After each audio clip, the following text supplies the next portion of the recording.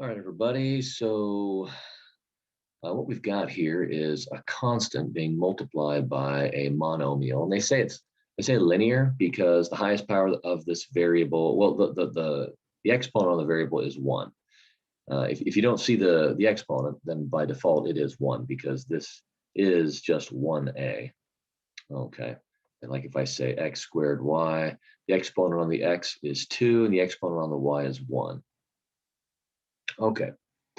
So we've got this thing called 3a, but we've got two of them.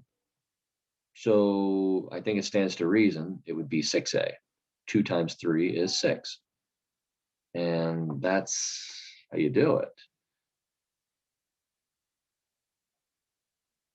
So this one here, you'd have 5 times 5 is 25. And then the u is still there. Again, all this stuff, I keep saying it, but all this stuff in this class, it's all getting used throughout the rest of math. So yeah. Oh, and it's great today. It's snowing. It's snowing right now. I'm looking out my window and it's just gorgeous. Okay, so let's try one more of these little guys. And that is exactly what we started with, so that doesn't count. That's about the same thing. Okay, here we go. This is at least a little different. So we've got 4 times 7 is 28, and then the b. Okay. Now, we can't really do much with this whole multiplying stuff unless we started including the distributive property, which means parentheses. Okay. Notice, what does this mean? This means 4 times this. So 4 times all of that stuff in the parentheses. So it's not just 4 times 7. It's going to have to be 4 times 7 and 4 times x. Okay, so 4 times 7, that's 28. And then we've got let's see, then 4 times x is 4x. And then a plus sign in the middle because that's what was there. So this would be our final answer to that one. Okay, so on this one, the number being multiplied by the parentheses is on the right side. That's okay. So we'll go 10 times v is 10v. And then 10 times 2 is 20. This time we've got a minus sign in the middle. Okay, cool. And then that's how it's done. Okay, now on this one, we're just gonna do the same thing, except now there's a third term inside the parentheses, but we just do the same thing. So we go -2 times -3x is positive 6x, because when you multiply or divide and the signs are the same, you get a positive. I'm going to change colors because it's fun. Then I'll go -2 times minus v. You can think of this as -1 times v. So -2 times -v, that's a negative times a negative, so that's a plus 2v. Okay. Then we've got -2 times 3 is a -6. And it's all done. Let's do one more of those.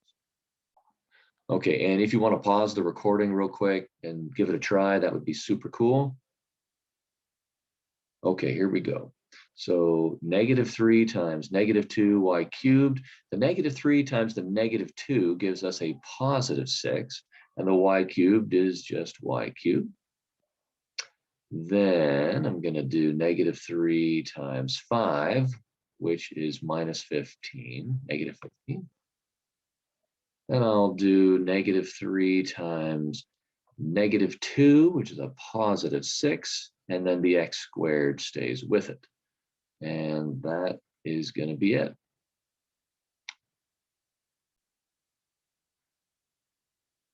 Okay, so now here's a new topic. So now we're talking about combining like terms. Okay, so what we were doing a moment ago was a lot of multiplying.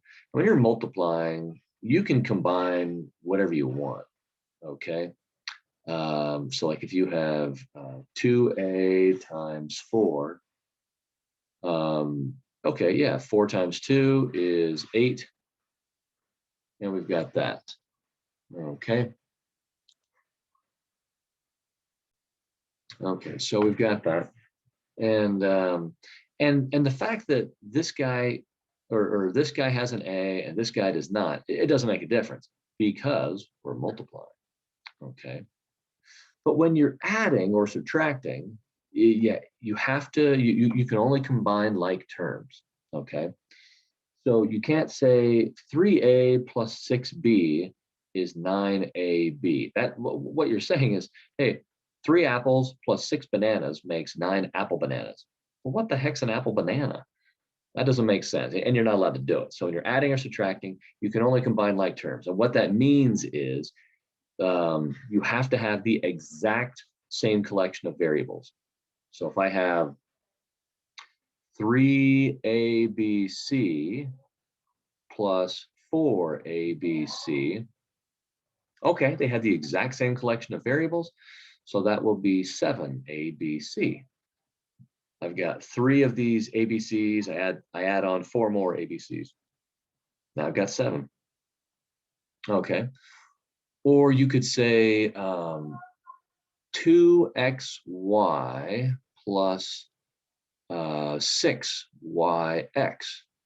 Okay, do the two terms have the same collection of variables? Yeah, they both have an x, they both have a y. We're good. So we've got 8xy, or you could say 8yx. It doesn't matter.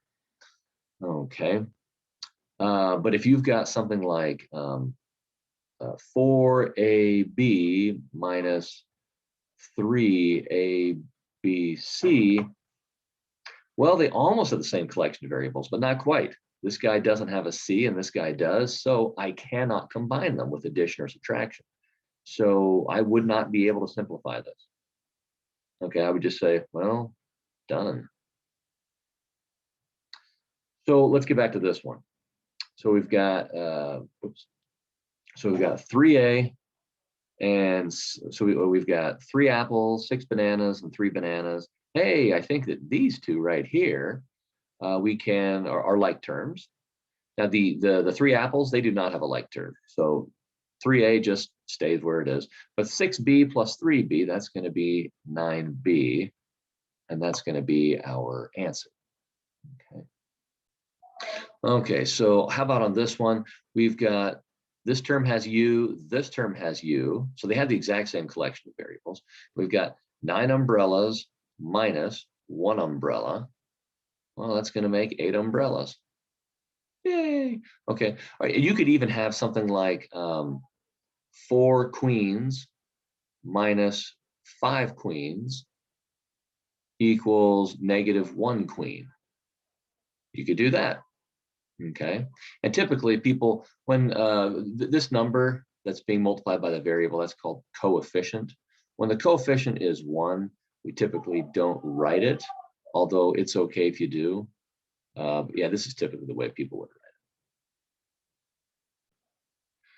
it. Okay, it's a little difficult for me to concentrate because, again, it is still snowing and it's so pretty, and we don't get it here too often. And I'm at home, and they've got Christmas music playing downstairs. I mean, the old classics. And so, and I'm not closing my door because I want to listen, but then that makes it hard to pay attention to what I'm doing. So anyway, all right, so more combining like terms. So we've got -11 apples plus 11 apples. Well, what's -11 plus 11? That's just 0. 0 apples. And then this 3 doesn't have any variables attached to it, so there are no like terms to go with it, so it just hangs around. But 0 times anything is just 0. So the answer is just 3. That can simplify down to 3. Excuse me. And so typically what people will do when they see something like this is they'll say, oh, -11a plus 11a. Oh, okay, they're gone, and we're just left with 3. And they'll just write the answer down. Okay, that's kind of normal. Okay. Now on this one, we've got -5 xylophones, and we're going to get rid of another 11 xylophones. So -5 minus 11 is going to be -16, as in -16 xylophones. That's it. So typically, whenever you see like terms in a problem, okay, it's usually a good idea to combine them, okay, to put them together, like we've been doing here. Beautiful. Please continue. Thank you for making it so pretty. We send so much more moisture, whether it's snow or rain, but preferably snow. I did not expect to have, I apologize, I did not expect snow this early after how warm things have been. Thank you. Thank you so much. In the name of Jesus.